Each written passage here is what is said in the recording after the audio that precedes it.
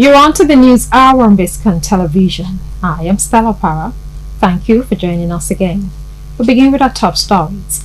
On the national scene, federal government to fish out violators of senior citizens, warns of stiff penalties. Customs Service destroys illicit drugs, energy drinks worth 12.8 billion naira in Lagos. In business news, reps threaten clampdown on firms over gas flaring. On the foreign scene, 1 million children displaced in Sudan conflict, says UNICEF. And in the weather sport, Indonesia fans kick after Messi pulls out of friendly. Now, the news in full. To ensure protection of rights of older persons in society, National Senior Citizen Center (NSCC) has said it will begin to fish out abusers and violators of senior citizens. In a message to mark this year's World Elder Abuse Awareness Day, WEAAD, the center warned that anyone caught violating or abusing older persons who are part of the most vulnerable in the society would face the law and be punished. The statement, signed by the head Corporate Affairs, Media and Communications, Omini Oden, noted that the center has taken steps to eradicate the abuse and violation of rights of older persons in Nigeria through its anti-elder abuse and community response mechanisms. It noted that the theme for this year's World Elder Abuse Awareness Day, which is Closing the Circle, addressing gender-based violence in older age policy, law and evidence-based response, is aimed at awareness creation on cultural, social, economic and demographic issues that fosters elder abuse and neglect, as well as to voice out opposition against abuse of human rights of older persons. The agency stated that its activities, coupled with the strategic partnership of the National Senior Citizen Center with the National Agency for Prohibition of Trafficking in Persons, NAPTI, would ensure that the rights of older persons are not abused. The Nigeria Customs Service (NCS) yesterday destroyed 96 containers of illicit and expired pharmaceuticals, energy drinks, and other products worth 12.8 billion naira imported through the seaports and land borders in the southwest region of the country. The destruction, which was at the Ekpe dump site in Lagos, was done in collaboration with other sister agencies, including National Agency for Food and Drug Administration and Control (NAFDAC) and the National Drug Law Enforcement Agency (NDLEA). The destroyed items include tramadol tablets, codeine cough syrup, diclofenac tablets and injections, Viagra tablets, black cobra tablets, among others, as well as other products that failed to meet the statutory import guidelines. The representative of the Investigation and Enforcement Directorate, NAFDAC, Jamila Ashiru, attributed the success of the seizures and destruction to the improved presence and collaboration among the sister agencies at the ports. She said the drugs are unregistered, uncontrolled, and expired, adding that the large volume destroyed would have affected the health of Nigerians if allowed into the system. Now, the Northern Traditional Leaders Committee has pledged to support President Bola Tinubu's administration in primary health care service delivery.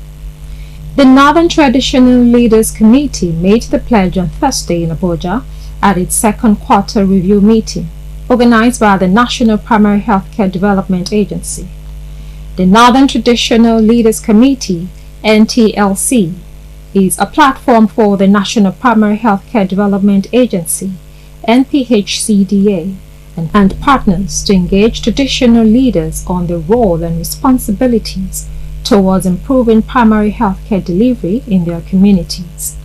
While speaking, the Sultan of Sokoto, Sa'ad Abubakar III, commended Tinubu for demonstrating uncommon skills and understanding of the many challenges that had held the country back for decades.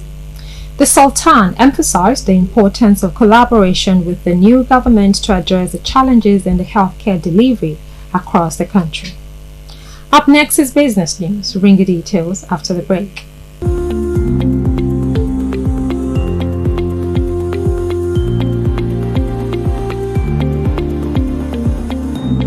Welcome back to the News Hour on Biscontv Television. Now to business news. The House of Representatives has asked the National Oil Spill Detection and Response Agency, NOSDRA, to provide it with specified information on companies involved in gas flaring, including the amount flared and penalty cost in the last decade. The House said NOSDRA should include both local and international oil companies so that outstanding debts would be fully recovered. The House also urged key and relevant government agencies in the petroleum sector under the Nigerian National Petroleum Company Limited, National Oil Spill Detection and Response Agency under the Ministry of Environment, and the Nigerian Electricity Regulatory Commission under the Ministry of Power to avoid working in silos and strengthen synergy to produce a practical and unified multi-level governance and policy coherence analysis that will stem gas flaring, protect the environment, and boost energy supply. These resolutions were sequel to the unanimous adoption of a motion moved by a member of the House, Ahmed Munir, titled Need to Address the Lingering Issue of Gas Flaring by Oil and Gas Companies. Muniru noted that Nigeria was blessed with vast oil and natural gas resources, but due to inadequate management of resources, most of the natural gas was flared. Up next is foreign news. We'll bring you details shortly.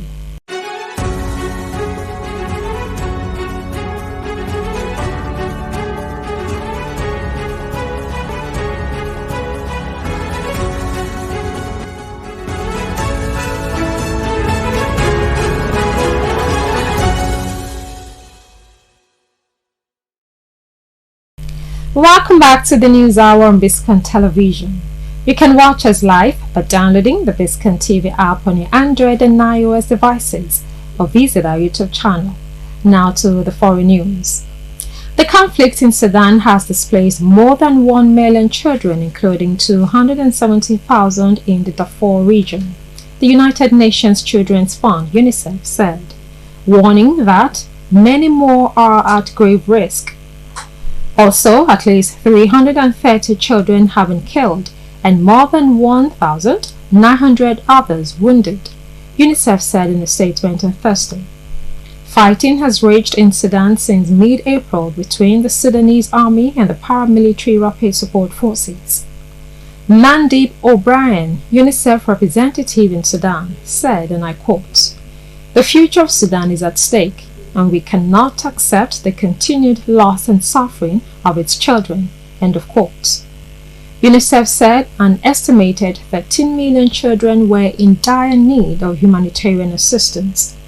The UN agency said it was ready to assist them, but called for safe, unrestricted access and guaranteed security to all areas where children are in desperate need. It said the situation in the western region of Darfur, where 270,000 children are said to have been displaced by the fighting, was especially concerning. UN Relief Chief Martin Griffiths also warned on Thursday that humanitarian situation across Sudan continues to deteriorate and the situation in Darfur is spiraling into humanitarian calamity. Up next is sports news. Bring the details shortly.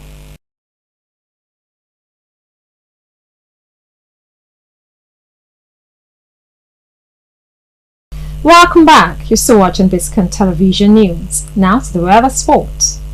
Indonesian fans of Lionel Messi expressed dismay Friday after the star pulled out of a friendly in Jakarta, including one making a 12-hour boat and plane journey to the game, who accused organizers of false advertising. People have rushed to snap up more than 60,000 tickets for the sellout Monday clash between Indonesia and World Cup winners Argentina after Messi's face was plastered across advertising for the event. But following days of speculation, Fans in the football-loving country received bad news on Thursday that their hero would not play. Up next is showbiz news. Bring the details shortly.